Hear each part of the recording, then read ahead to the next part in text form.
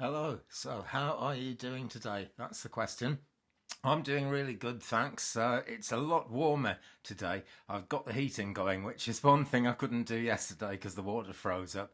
But thanks to everyone who was telling me to kind of keep warm or warm myself up or whatever. I have done that. I've taken your advice and I'm very glad I did. So I hope you're having a good day wherever you are in the world. Today we have the asteroid Pallas entering the sign of Aquarius. That actually happened, let me see, gosh, this morning, States and Canada. So really quite early in the day, late last night in UK, just before midnight, we had this happening, Pallas in Aquarius. And I feel that that is worth having a talk about, and we will pull some cards in this video as well. Tarot Del Fuego, I think, because it's kind of fiery, even though Aquarius is very much an air sign. Associated with the suit of swords in tarot, so we'll see where we go with that. Pallas is an interesting one, okay? It's one of the asteroids, and she was actually discovered very early in the 19th century, kind of 1800 and something, before 1810. And she's one of 4 asteroids which are out there in the asteroid belt, way out there in the universe. And they actually do have quite a profound influence on astrology, and through that, they influence kind of what goes on day to day. Most of those asteroids, well, all of the asteroids really, tend to be associated with domestic values. There's a kind of family of asteroids, and they all have their different parts to play in that. Pallas really is what you would call the warrior queen, which is coming away from the idea of domesticity a fair bit, I suppose. But, you know, you do get wars going on in families, don't you? Goodness knows. Tell me about it. And I hope if that's happening with you, it all gets sorted out by the festive season. In fact, I hope if you're in the States and Canada, it actually all got sorted out before Thanksgiving, because that's a nice way. But at least these things go in cycles, you know. And if it didn't, or if it doesn't, I'm sure there's going to be opportunities to sort things out before we get to next year. But anyway, Pallas Athena, the goddess of courage and just warfare. That's, you know, warfare for a good reason. I don't know if there's really a good reason for warfare. You know, I mean, one country might be in the right, one country might be in the wrong, but people end up getting killed, you know, and they're people who weren't necessarily ever wanting to get killed. You get people getting forced to join up, either by conscription laws or just by the people around them putting pressure on, largely because of, you know, government advertising and the way things are. So I don't know if there is such a thing as just warfare, but you know, that there's always a balance trying to be found, and that is what the warrior queen side of Pallas is all about. She's named after Pallas Athena, the goddess of wisdom, courage, strategy, and skill, as well as all that warfare stuff. And also creative intelligence, and this is where it spills over into Aquarius, and this is where it becomes quite a good pairing to have Pallas in Aquarius, actually. Feminine character, all the strength of Superman, you know, or Superwoman, or, you know, whatever the superhero thing is. But she's definitely a superhero. And, you know, also just a good and beautiful soul is the actual goddess that Pallas Athena is associated with. So very, very positive energies there. But if we look at, you know, Aquarius astrology then, it's the 11th sign in the zodiac. It always comes up just before the end of the star sign readings that I do. And very, very creative people, actually, intuitive people as well, and really quite original, you know, full of original ideas. And whenever I'm doing astrology for people, which, by the way, if you want a birth chart, email me at 35and83@gmail.com, which is down below there somewhere in the description. You will find that. Email me and we will make some kind of arrangement and I will send you a birth chart. But anyway, yeah, whenever I'm doing anything like that, I have certain friends, people I know well, who are a particular star sign, and I will tend to see them as a reference point for whatever I think. And the Aquarius lady that I know she's absolutely amazing. She has cerebral palsy, you know, very badly, to the point that she can't kind of get out of a chair or anything like that. She always has to be in a wheelchair. And yet she's gone out there and, you know, she's got work, even though she struggles to make herself understood. She is actually a communicator, and she does counselling, helps people kind of get through the pitfalls of life and things. And just a very, very amazing character who, you know, is independent and just wouldn't let the problems in life that tend to make her depend on other people. She wouldn't let those things hold her down, you know. So I'm quite proud to consider her a friend. So you've got that, all that originality and all that wisdom as well. And a certain amount of kind of out there ability to think outside the box, getting involved with the warrior queen. So we are going to see creative intelligence really getting its boots on and getting stuck into life and probably affecting us all the time. We've got Pallas in Aquarius. The time will come when she moves on. Other than that, it's pretty quiet in astrology at the moment. Let me just check my book here. It's Llewellyn's 2020 Astrological Pocket Planner, which hasn't got long to go actually, because we're into December as I'm doing this. Now then, somewhere I've got all the planetary retrogrades. There is only one planet, well, 2 planets left retrograde.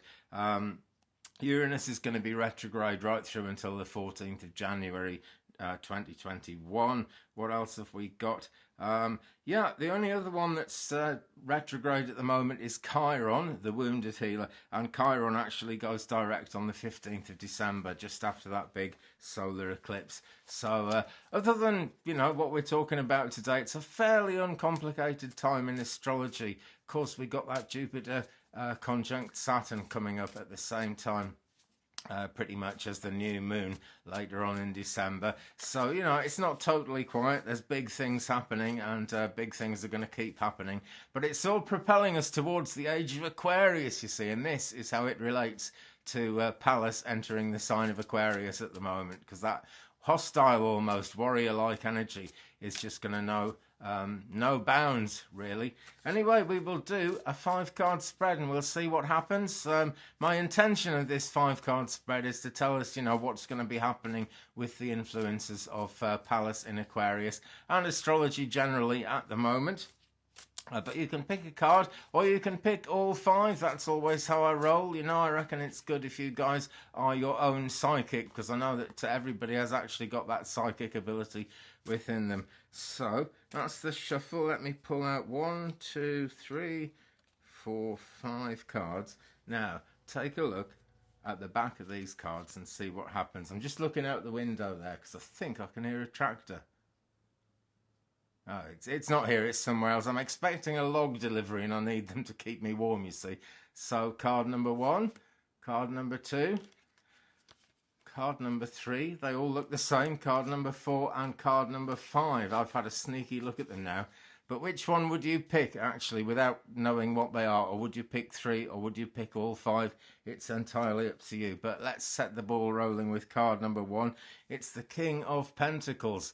Real wisdom here and the ability to really get things done.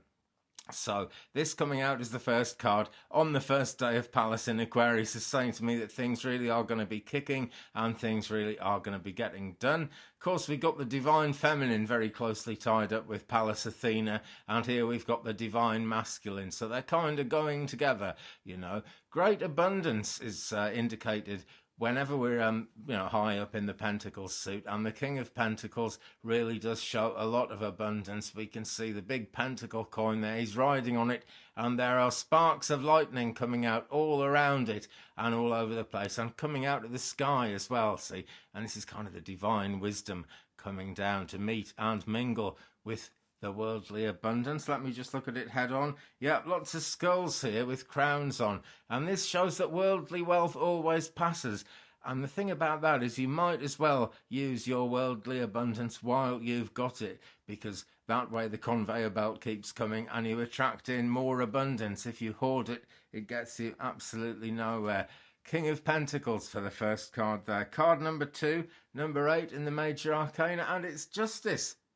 Now, this card is associated with the sign of Libra very much. The King of Pentacles there is sort of earth sign energy, by the way, grounding. And there is a video coming up this week all about grounding. I've been taking B-roll for it, so that'll come up pretty soon. And Justice. Now, this is not so much like justice in a court. This is more about the right thing happening just through happenstance, just through serendipity. And so Pallas in Aquarius is going to be bringing us towards that. And it's great actually because creative people very often get pushed down and not taken seriously in the world, because so much now is about the here and now. It's all kind of buy it now, do it now. That kind of thing is very, very prevalent in the way we all live our lives, and it's the way of society as well, which frankly isn't a great thing. It gets things done, but sometimes it gets things done at the expense of doing things properly and doing things right. This shows that justice is actually coming in that sense. We're going to get that creative balance. We've got an eye up here, which looks to me like one of those goggly eyes you can buy to stick on greetings cards or, you know, children's art or whatever. And I can't help laughing a bit at that. But I think it's there for a more serious reason. I think this is actually the third eye of the universe. Not so much the third eye we've all got, but the third eye of the universe, looking lovingly back into the universe and kind of working things out. So that is actually the universe coming into balance. And it is absolutely 100% linked to the third eye that we've all got here. No two ways about that. All these cosmic influences exist inside us and outside us at the same time. That's how it works. And the more we understand that, friends, the further we get on our spiritual journey and the more positive things we can actually do and get done. Let me take a quick look. So we have got a lion in the foreground standing behind a castle, and we've got this hand coming up here. And if I bring it up closely, no thanks LinkedIn, I don't want to see that just now. I've got a LinkedIn advert getting in the way of my screen here. Lovely. This is the joy of working on the internet. You just get adverts popping up all the time. And here's a hand popping up, and it's got the end cut off the finger. And this is saying that, you know, the whole hand isn't being destroyed, not by any means. But what we're actually trying to achieve, some of that might just get clipped off, you know, but it's all in the interests of balance. It's all in the interests of justice. And this lion isn't taking any nonsense at all. Standing behind the walls of this great castle city or whatever he's standing in. And we've got the sword there, the sword of justice, and also sword card energy, I would say. And that is actually air signs. That is actually Aquarius. It's, what is it, Gemini and Libra at the same time. I should know those by now, but I admit I don't. I'm full of human, you know, frailty and weakness and whatever that is. But never mind, you know, justice will happen to me, just like it happens to everybody else, because it is just. And that justice is all part of the feminine warrior spirit of Pallas Athena. So that, my friends, is card number 2. What have we got for card number 3? It's this one, and what is it going to say? It's the 10 of Cups. Here we go. So we've got cups facing up from the ground. We've got cups facing down from above. So divine justice is actually borne out by this card as well. And as card number 3, it really is the heart of the reading. This is really what matters about Pallas Athena coming into Aquarius. For those of us and those of you who are actually drawn to this video, and believe me, friends, we are all drawn together for a reason. That's how we find each other, whether it's on the internet, whether it's in a mall, wherever we are. You know, we're drawn together, and there's always a reason for that. So this is the heart of the matter for you guys who are drawn to this video at the moment, as we look at Pallas entering the sign of Aquarius. A great castle up above, the number 10 on it because it's the 10 of Cups, and as Cups suit energy, it's about the water signs. This is Cancer, this is Scorpio, and this is Pisces. So those will be the astrological tendencies within you, wherever they are in your birth chart. They will be showing up that way. A great castle, and the castle is on fire, even though it's a castle in the air, like the old song talked about. It's a castle that's very much on fire. So things are changing, you know, that's really what it's about. And it's the strongest, toughest things that are actually being changed. The most solid things that maybe we thought would never change are actually going to be going through changes now. That's how it works. But the cups are all about the things we long for, the things we hope are going to come into being, the things we desire. And some of that is upside down, but that's the nature of human thinking, is it not? Let me take a closer look. Yeah, see, we've got flowers growing out of all the cups that are facing this way up. And up here, there are leaves in all those cups. The flowers can't exist without the leaves, and vice versa. You know, if plants didn't flower, they wouldn't actually get fertilized and they wouldn't come back to life next year. So both parts of the cycle are indicated here. Both parts of the cycle are very important. So rather like the Justice card that we just had, this is all about things coming into balance. And as fiery as it is, there are four, what are they? They're like sunflowers or stars or suns or something. This deck is very much open to your personal interpretation.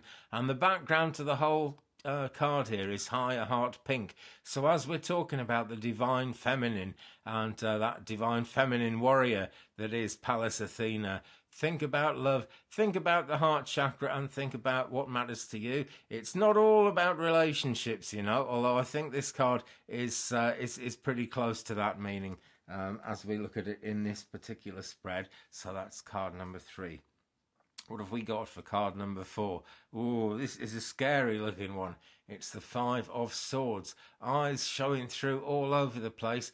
Really a close eye being kept on whatever we're up to and whatever we're doing. 5 is something of a magical number, you know. It relates to the 5-pointed star, which is the element of earth, air, fire and water, all working together under the guidance of spirit. We are being joined by a cat. That's why I keep looking over there. You going to come and say hello, puss? No, it's my black and white cat, Marcy. She's just come in. So there must be some spiritual wisdom coming in at this moment, because this is very much a black and white card. And the eyes looking out are seeing things in black and white. That is the point. And as a sword card, we're going to be prompted to make decisions. Now, we're past the middle of the reading here. We're actually coming into the part of the reading where we see how things pan out, how things work out, and what actually ends up happening. So decisions are likely to be made in a black and white kind of way. But don't forget the creativity of Aquarius. That's really important, because that is really the influence that's going to be going on with Pallas Athena actually joining with Aquarius. Things are going to be pushed into being. And we want to have a good think about things, you know. We want to be quite positive in that sense. And we want to be actually looking towards getting things done for sure, but getting things done in a balanced way that actually makes sense to everyone around us. We've got more lightning streaks here. They show up a lot in this deck. We've got fire here. Well, it is Tarot Del Fuego, so I suppose there would be fire. Real burning, strong energy going on here. And as a sword card, it's air sign energy again, Gemini, Libra or Aquarius. So, decisions to make there. And decisions that it's important to get right. If you just picked that card, that's what it's all about. If you picked all 5 cards, then that is very close to the kind. It's the penultimate card. There's one more card to come. So that is really, that's kind of the short-term future. That is what we're going to see panning out and happening pretty much at the same time as Pallas is in Aquarius. This is the long-term implications of it, and it's the Queen of Wands, which is great actually, because it is all about getting things done. And as the Queen of Wands, she is uniquely positioned to get things done. But I mentioned grounding in an earlier card, and here comes the idea of grounding again. The tree putting its roots down into the soil. And if you saw yesterday's video, I was talking all about grounding in the third of the 3 angel cards that I brought up. Check out that video if you haven't seen that one yet, by the way. In fact, you know, have a sort of marathon session of viewing my videos. I'm sure if you've enjoyed this one, you'll find the rest of them interesting. But getting things done. Again, we've got flames here, but they're not burning the tree, even though the tree is made of wood. I've just got to take a closer look because I can't read these too well in the camera. What we see coming down the trunk of the tree is 6 breasts. So there's a lot of fertility involved here, and this means you know, the ideas you have, you can actually kind of give birth to those ideas and they will be nurtured. You will actually be able to get things done. Much more of the long-term future here. Again, we've got eyes everywhere. The Queen herself has got 4 eyes, and there are eyes in the tree as well. But we've also got these rather comet-like figures shooting around, showing that astrology and showing that what's actually going on in the skies and the heavens is all relevant to whatever is going to be the outcome. And, you know, different strokes for different folks. We are all going to see a different outcome from what's going on at the moment in astrology. And as this reading is particularly about Pallas in Aquarius, that's what I'm saying. But we're at a time of year when we're coming up to that December the 21st conjunction of Jupiter and oh, I can't remember now. I've done so many videos on it. It's gone out of my head. But we've got that big conjunction between Jupiter and something, and that is going to actually make a very, very bright light in the sky, and it's going to have a massive impact on all our lives as well. So that is happening with Pallas in the sign of Aquarius, and that feminine warrior energy is really going to get its boots on in the coming days. Let us have a recap. We started off with the Justice card, I think.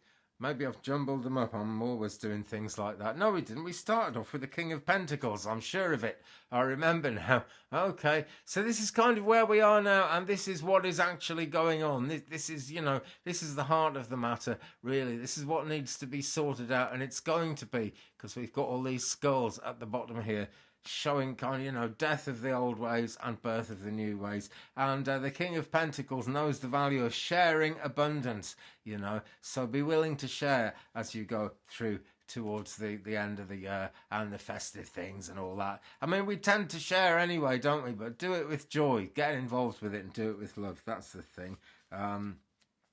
What was the next card? I really can't remember. What are we doing? I think it was Justice next, wasn't it? Oh, I have to write these down as I go, hopeless. So yeah, Justice came in, and it's associated with the sign of Libra, this card. So we're seeing things coming into balance in the fairly short-term future. Ten of Cups was the middle card. So it's all to play for, really. It's all the things we want. It's all the things we desire. But it is all stuff coming into being. And don't forget, we've got in each of these has got a leaf in one cup and the flower in another cup, and the two cups need to come together. Some are coming down from above, some are coming up from the ground, and so it's a joining together of the cosmic forces and the everyday world that we live in. Five of Swords wins next. Black and white decision making and moving towards getting things done that way. And of course we ended with the Queen of Wands. I do remember that one. Great fertility in this card, but get yourself grounded and look out for tomorrow's video, which is going to be all about getting yourself grounded, what that really means and the protection that it brings in. Meanwhile, friends, I hope that this alignment of Pallas Athena and the sign and the constellation, as you would, if you would, and the sign generally of Aquarius is actually going to bring you a lot of positivity. I can see great change going on in the cards there, and I'm sure it's going to be powerful. I'm equally sure it's going to be good, but you've got to kind of decide that it's going to be good. Hold that thought, and that will help you to manifest better and better things. Okay, so we'll wrap that one up there. And that way I've got a fair chance of getting it uploaded sometime today, which would be nice, let's face it. Thanks very much for watching. Keep on going with that universal flow, because it'll bring you abundance, Keep using up what abundance comes, and more abundance will come. That's always the way. Have a great time ahead. Please leave me a comment. Actually, that really helps the channel, and it helps me get to know you guys better and better. And I really kind of enjoy going through the comments and just feeling the connection that we all have, which is great. Thumbs up if you've enjoyed it. Hit the subscribe button, please, if you haven't already. The more subscribers, the merrier, and the more I can actually do for you, the more chance I've got of getting a decent live stream. And speaking of live streams, thanks very much for watching yesterday's. It didn't quite work out because it kept freezing. I'm trying to find a time when I can actually get on and make these live streams. Ideally, I would find a time which kind of suited the different time zones of the world of the people who watch. That is looking really difficult to do at the moment. It's whenever I find this time, it's just going to be whatever time it is that the internet actually works well enough. And I really hope people don't miss stuff that way.